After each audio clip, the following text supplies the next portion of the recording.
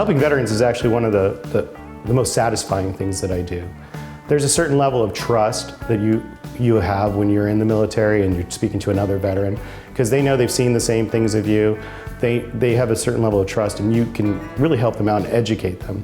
Even myself, up until the last year, I had never used my VA benefit to buy a home or to refinance a home.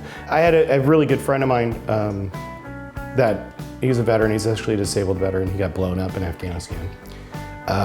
But he's back working now, and he's doing his normal life. And unfortunately, he's made some bad financial decisions, and his credit was terrible. So we call it a typical Lance Corporal in the Marine Corps. He had already had a divorce, a 21% interest rate on a Mustang, and a bankruptcy.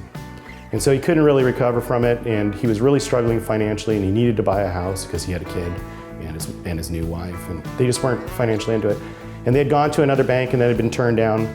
They'd gone to another mortgage banker, and actually got into an escrow, and it was canceled because the mortgage banker wasn't able to fulfill it.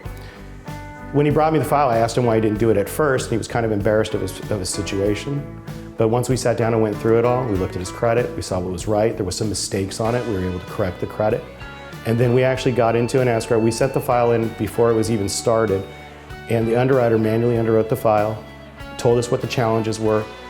2 months later, all the challenges were addressed, and they were actually able to close escrow, and they actually got their house.